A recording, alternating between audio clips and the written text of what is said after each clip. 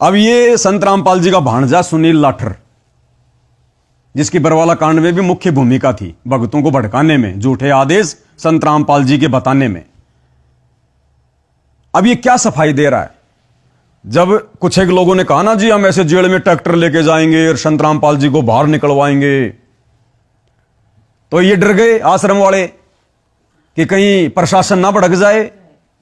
हम तो बड़ी मुश्किल से जमानत करवाना चाह रहे हैं और प्रशासन तक ये बात पहुंच गई कि यार ये तो बगावत करने वाले हैं, ये तो मतलब देशद्रोह करेंगे, लोगों को भड़का रहे हैं गांव गांव जाकर ये प्रशासन के खिलाफ, न्यायालय के खिलाफ। और मैं चेतावनी भी देना चाहता हूं सरकार को, अगर ये बात हमारी नहीं मानी गई, अगला कोई भी सम्मान समारोह हो, उससे पहले पहले रामपाल जी महाराज को बिना शर्त जेल से बाहर नहीं किया गया तो ऐसा ना हो जाए ये लोग भी रामपाल के पास ही जेल में जाने के लिए जेल भरो आंदोलन चालू ना कर दें। समय रहते सरकार को हमारी चेतावनी है, हमारी बात की तरफ ध्यान दिया जाए, गौर की जाए, वरना सरकार के लिए बड़ी मुश्किल हो जाएगी। धन्यवाद साथियों, किसान मजदूर साथियों। सतगुरु रामपाल जी भगवान जी की जय हो। तो फिर बाद में इन्होंने क्या सफाई दी संत रामपाल जी के भांजे ने खड़े होकर कि भाई ये लोग जिस प्रकार की बातें कर रहे हैं, संत रामपाल जी ने कभी संविधान को नहीं तोड़ा, ना उनके भगत तोड़ते। संत रामपाल जी संविधान के तरीके से बाहर आएंगे और ये जो लोग बोल रहे हैं ये इनके निजी विचार हैं। क्या कह रहे हैं एक बार ध्यान से सुनो। सबसे पहले मैं आपको बता दूं कि मैं संत रामपाल जी महाराज जी का शिष्य हूं। संत रामपाल जी महाराज जी ने हमेशा ही भारतीय संविधान का आदर किया है। फिर 2014 बरवाला कांड में उस संविधान का निरादर किसने किया? नहीं ले जाने का। अगर ये सुनील लाठर के अनुसार जो कह रहा है मैं संत रामपाल जी का भगत हूं, ये उनका भांजा है, कह रहा है कि संत रामपाल जी ने हमेशा से भारतीय संविधान का आदर किया है, तो 2014 बरवाला कांड में भक्तों को कमांडो बना के संत रामपाल जी को कोर्ट में जाने से रोककर फिर संविधान का निरादर किसने किया? आज तुम्हें संविधान याद आ गया? उस समय कहां गया था संविधान? 36 बार संत रामपाल जी के झूठे मेडिकल लगा लगा के उनकी जो है वो तारीख वो जो है वो कैंसिल करवाई, उनको कोर्ट में नहीं जाने दिया झूठे मेडिकल लगा लगा के कि संत रामपाल जी बहुत बीमार हैं, उनसे चला भी नहीं जाता, उनको दिल की बीमारी है, बिस्तर से खड़े भी नहीं हो सकते। और आज ये क्या कह रहा है कि हम भारतीय संविधान का आदर करते हैं। वो 300 पुलिस वालों के बरवाला कांड में वो घुटने फोड़ दिए गए, वो पत्थर मार मार के, उस समय कहां चला गया था संविधान का आदर? काले कमांडो बना के तुमने भक्तों को संत रामपाल जी के नाम से उनको बदनाम करवाने के लिए खड़े कर दिए, तब कहां गया था भारतीय संविधान तुम्हारा? और तुम्हारी इन्हीं हरकतों के कारण वहां पर 6 भक्तों की मौत हुई और वो मर्डर का मुकदमा संत रामपाल जी पर लग गया, जिस कारण से वो जेल भोग रहे हैं। उस समय तुम्हारा ये बुद्धि विवेक कहां चला गया था कि हम संविधान का आदर करते हैं? आप ये साहूकार बन रहे हैं समाज के सामने, ये तो इतिहास बन चुके हैं। अब इन गलतियों पर तुम कितना पर्दा डालो, पर्दा नहीं डलेगा। अब तो तुम्हारे काले कारनामे उजागर होंगे आने वाले समय में। संत रामपाल जी निर्दोष थे, निर्दोष हैं, निर्दोष रहेंगे। दोषी ये लोग हैं आश्रम वाले, और अब इन्हीं की हरकतों से, इन्हीं के कुवचनों से, इन्हीं के दोगले वचनों से यह सच्चाई समाज में ऊपर आ जाएगी कि बरवाला कांड का दोषी कौन। ना बरवाला कांड में किसी आर्य समाजी का हाथ है तो बता दो, एक का भी 1 लाख रुपए का इनाम देंगे। अगर गुरुजी का परिवार, ये आश्रम वाले अगर ये साबित कर दें कि बरवाला कांड में किसी आर्य समाजी का हाथ था, 1 लाख रुपए का इनाम लो भाई। सरकार का हाथ था, साबित कर दो, 1 लाख रुपए ले लो। किसी भी धर्मगुरु का हाथ था, साबित कर दो, 1 लाख रुपए ले लो। बिल्कुल सही बात। बरवाला कांड में सीधी सीधी भूमिका संत रामपाल जी के परिवार की, भक्तों की, किसी का और कोई लेना देना नहीं। तो ये अपनी गलतियों पे पर्दा डाल रहे हैं और दोषी बना दिया संत रामपाल जी को। तो क्या कह रहा है, कितनी सफाई दे रहा है भाई? अब कौन चले भाई है सफाई? सबसे पहले मैं आपको बता दूं कि मैं संत रामपाल जी महाराज जी का शिष्य हूं। संत रामपाल जी महाराज जी ने हमेशा ही भारतीय संविधान का आदर किया है। संत रामपाल जी महाराज हृदय से भारतीय संविधान का आदर करते हैं। संत रामपाल जी महाराज कभी भी आह्वान नहीं करते किसी को कि जेलें भरी जाएं। इस तरीके से संत रामपाल जी महाराज बाहर आए। जैसे उन्होंने बरवाला कांड के समय कोई आह्वान नहीं किया अपनी संगत को कि भाई मैं तारीख पे नहीं जाना चाहता, भगतो तुम कमांडो बन जाओ, पुलिस वालों को मारो पीटो भगाओ, कोई आह्वान नहीं किया उन्होंने। संत रामपाल जी एक अच्छे नागरिक की भूमिका भी करते हैं, परमात्मा तो हैं, साथ में एक अच्छे नागरिक की भूमिका भी वो करके दिखाते हैं ताकि उनके भगत उनको फॉलो करें। इसीलिए बरवाला कांड में उनका कोई भी आप कोई वीडियो कोई भी आह्वान आप नहीं सुनेंगे आप जिसमें संत रामपाल जी ने कहा हो कि बच्चों में कोर्ट में नहीं जाना चाहता या ये पुलिस वाले इनको आश्रम के अंदर ना आने दो। ये सारे के सारे उल्टे आदेश संगत को उनका परिवार दे रहा था। ये राष्ट्रीय समाज सेवा समिति जो इन्होंने जो बना रखी थी, ये लोग मन मर्जी के आदेश और नाम गुरु जी का। तो भैया संत रामपाल जी ने तो हमेशा से भारतीय संविधान की इज्जत की है, आज भी कर रहे हैं वो, और संगत को भी देते हैं यही और संगत को भी यही शिक्षा देते हैं। ये सारा का सारा बिगाड़ तो उनके परिवार ने कर दिया, आज ये सफाई दे रहा भाई। जो भी वक्ताओं ने अपने विचार रखे हैं इस मंच के माध्यम से, ये उनके अपने निजी विचार हैं।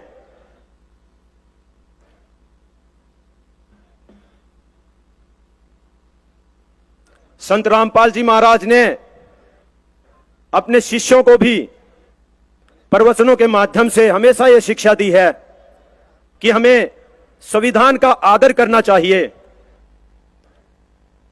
परिस्थितियां चाहे कुछ भी हों। जहां तक भी हमारे मीडिया बंधु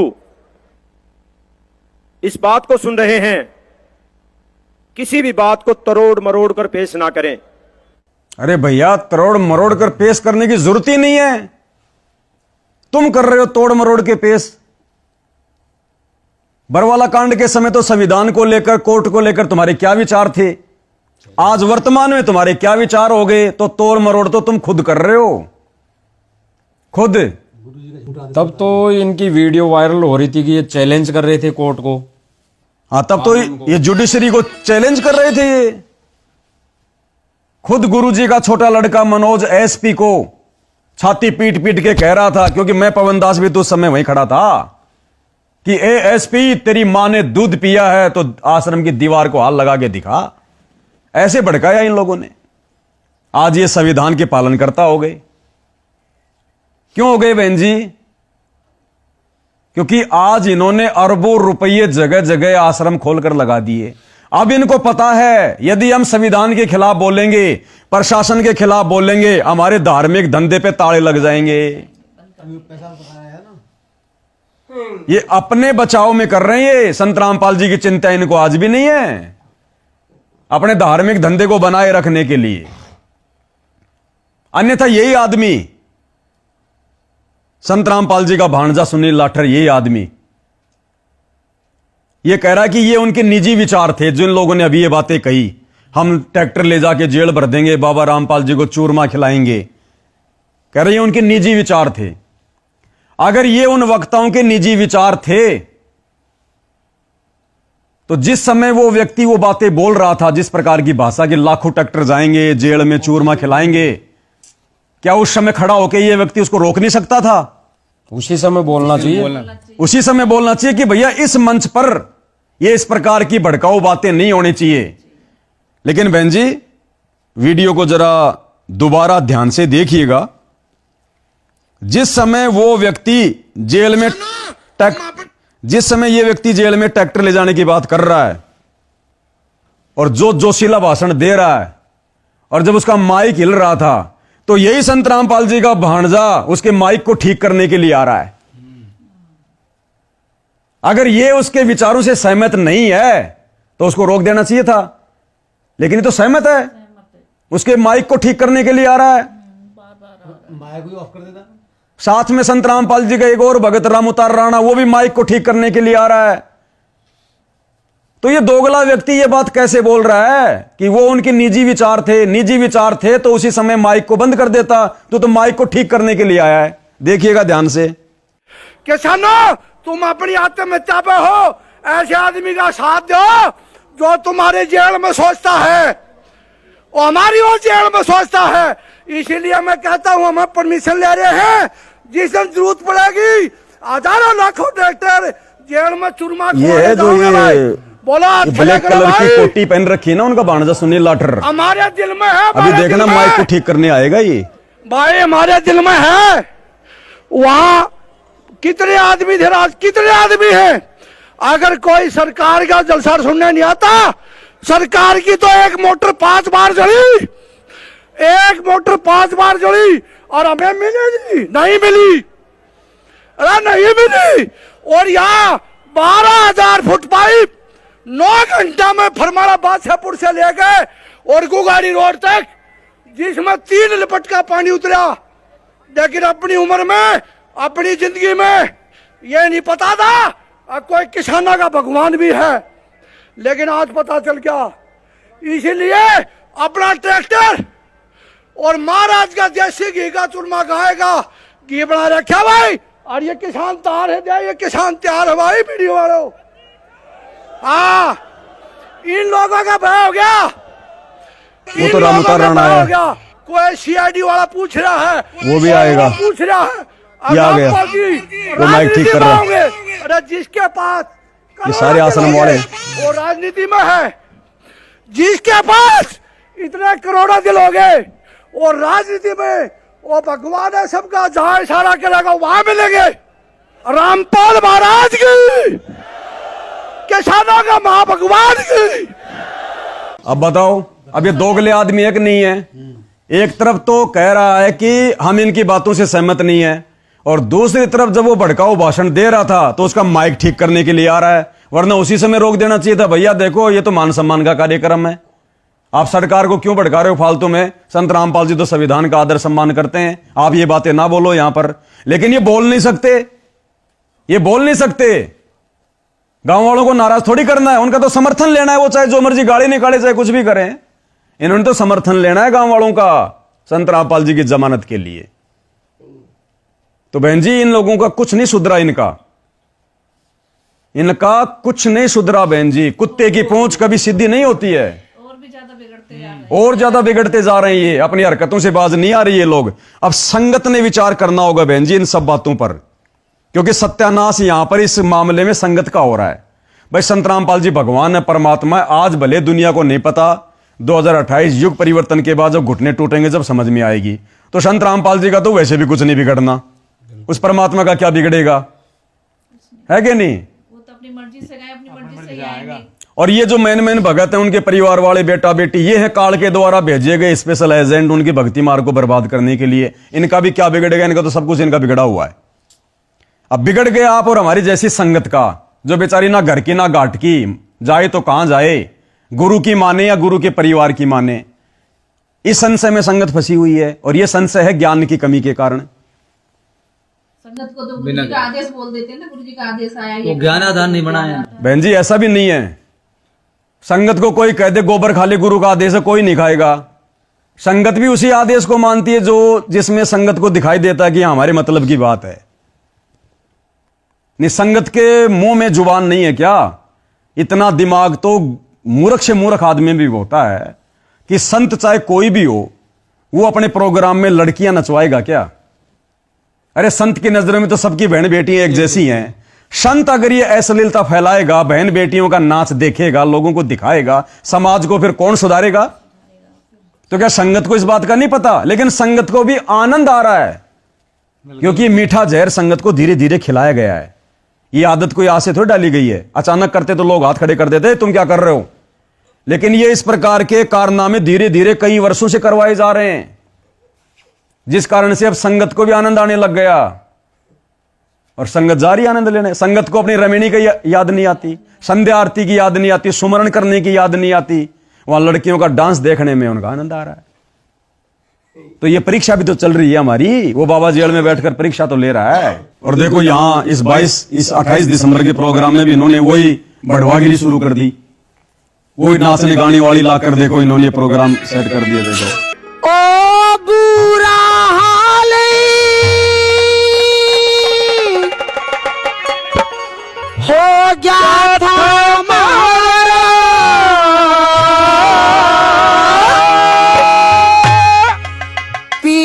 नहीं। इस आवाज में संगत को आनंद आता है। भजन में नहीं। ये गधे की तरह रंभा रहे हैं। ये क्या जाने गुरु की महिमा। इनका तो काम है नाचना गाना, लोगों का मनोरंजन करना, पैसे लेना। अब संत रामपाल जी की महिमा भी लोगों को पैसे देकर करवाई जा रही है। भक्तों की जुबान में कीड़े पड़े हुए हैं। भक्तों के मुंह में जुबान नहीं है। भगत इस योग्य भी नहीं है कि अपने गुरु जी की महिमा कर दें, कोई शब्द गा दें खड़े होके। गुरु के शब्द गवाने के लिए भी इन्होंने किराए से लोग लेके आने पड़ रहे हैं। भक्तों का अकाल पड़ गया। ये क्या शतलोक जाएंगे ये, और क्या महिमा कर रहे हैं ये। बुरा हाल हो गया पिया। अरे हुआ क्या, अब तो होगा। अभी तो शुरुआत हुई है तुम्हारे बुरे हाल की। जो मर्यादा तोड़ी जा रही है, आने वाले समय में होगा बुरा हाल तो। और भक्ति नहीं करोगे तो बुरा हाल होगा। ये कौन सा ये है कि बोलो एक बार पानी चढ़ गया तो दोबारा नहीं चढ़ेगा, और अब की बार चढ़ गया 5-10 फुट, फिर क्या करोगे। तुम्हारी मोटर भी डूबेगी, पानी वो डूबेंगे, पाइप भी, फिर क्या करोगे। कल को भूकंप आ गया फिर क्या करोगे। बीमारी आ गई फिर क्या करोगे। खोरा नाम क्या कर लिया। ये खुद डूबेंगे आश्रम वाले, तुम्हें कहां से बचाएंगे। तो बुरा हाल तो अभी होगा। अब संगत को ये तो अच्छे लग रहे हैं बहन जी, नाच गाने, ढोलक बाजे, तबले। ये कर्ण विकार बताया ना गुरुजी ने, कानों का विकार है ये, काल का जाल है, षड्यंत्र है। नहीं तो गुरुजी नहीं बजा सकते थे क्या तबले अपने सत्संगों में शब्द गाते समय। गुरु किया करते थे राम रहीम और ये आशा राम रहीम, इनके उस प्रोग्राम में होते थे ये सब। वो संत रामपाल जी के प्रोग्राम में हो गया धूम धड़ाका है। तो ये संगत को अच्छे लग रहे हैं। पिया नहीं किसे ने जानी।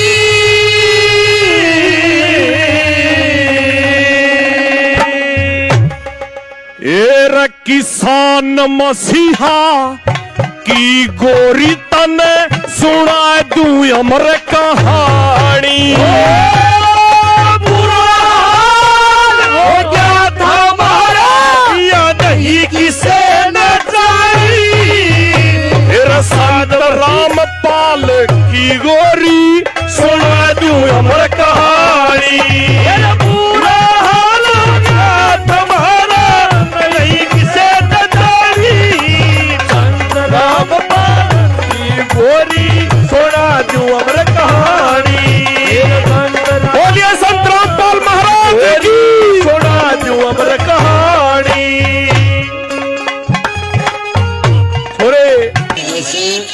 अरे सीधे सीधे कह दे खड़े होके, भाई हमारा बुरा हाल हो गया था, गांव में पानी भर गया था, बाबा रामपाल ने बचाया। अच्छा ये सब तो बोल रहे हैं। हाँ, अब इसको गा गा के वही बात हो गई। गुरुजी कहते हैं शराबी शराब पी के जेठ के महीने में पड़ा हुआ है गर्मी में, और कोई आके कह दे रहे तुम्हारे घर पे चोरी हो गई। तो कह गए अरे तुम्हारे घर के चोरी हो गई, गा के बता। फिर वो गावे तुम्हारे चोरी हो, और हाँ ये सही गा रहा है। तो गुरु जी कहते रहे गधे अगर होश में है तो इतना सुनते भाग लेना चाहिए आदमी को, और कह रहा कि गा गा के सुना। तो ये बातें तो वो सब बोल ही रहे हैं गांव वाले के साथ, पानी भर गया था बाबा ने मोटर दे दी। अब यही बातें ढोलक तबले पे गा गा के, तो ये क्या है कि ये कर्ण विकार, ये मनोरंजन हो रहा है बहन जी। विधान भी तो तोड़ा जा रहा है ना, जो और विधान टूट गया। गुरुजी ने मना कर दिया, ये तबले बुले बजाना, नाच गाने देखना, ये ऐसे लीलता फैला रहे हैं। संत के प्रोग्राम में लड़की नचवा दी बहन जी, ये तो असंख्य जन्म भी मोक्ष के अधिकारी नहीं है। इन प्रोग्रामों में जितने भगत जाके बैठते हैं और गुरु का परिवार, ये असंख्य जन्म भी मोक्ष के अधिकार से बाहर है। जीवन बर्बाद कर दिए इन्होंने। इनको तो मजाक लग रहा होगा, लेकिन भगवान का विधान डिसाइड करेगा ना। बढ़ाने के लिए भी करते हैं, जगत वाले भी आए। तो जगत वाले और क्यों आएंगे। ये लोग वहां बैठ रहे हैं जहां के लिए गुरुजी ने कह दिया कि ऐसी जगह गधे भी नहीं बैठते, और जिस जगह पे गुरुदेव की असली महिमा हो रही है वहां पे ये लोग फिर अपना सात संगति में आके पुलिस वालों को लाके लठ बजाते हैं जहां गुरु की महिमा हो रही है। और गुरुजी तो कहते हैं सत्संग में जो आदमी नाड़ हिलावे वो भी ढेढ़ आदमी है, नीच आदमी। ढोल नगाड़े बजाना तो बहुत दूर की बात है। संत के प्रोग्राम में क्या कह रहे हैं गुरुदेव भगवान। इस प्रकार सत्संग में आने से हमें ज्ञान होता है कि परमात्मा क्या चीज है, और आत्म कल्याण के लिए मनुष्य जीव को मिला था। तो जब हमें इन बातों का ज्ञान होता है तब हम सत्संग के अंदर रुचि रखते हैं। अब जो सत्संग में नहीं आते, ना तो उन्हें बोलने का बेरा, ना उन्हें धर्म और कर्म का ज्ञान। हमने सत्संग के देखा था शुरू में, सत्संग मान रहा क्या है कि 5-4 तबले बजानी इकट्ठे हो जाओ, पफ्तारी ले आओ और एक से एक बढ़िया शब्द गाओ, तो आदेश करो है, और सारी रात डांडा करके फिर नाचन लाग जाओ बॉडी परेड। सत्संग में नाचन का भारत के ना डलावा ना, सत्संग में वो भी निकम्मा आदमी है। सत्संग में तो पानी पड़ा क्या मत है, एक एक बात को सुन के। तो सत्संग है और ना थी ढोल पीटनी है, ये रामलीला की तय देख लो, इन तो कोई लाभ जीव को नहीं होगा। अंतःकरण में ठेस लागे और उस परमात्मा का भय मने, लग राशि चौड़े पड़े दिखे, जब जाके ये जीव भक्ति कर सकता है। भगत है सारा भगत, थोड़ा सा हम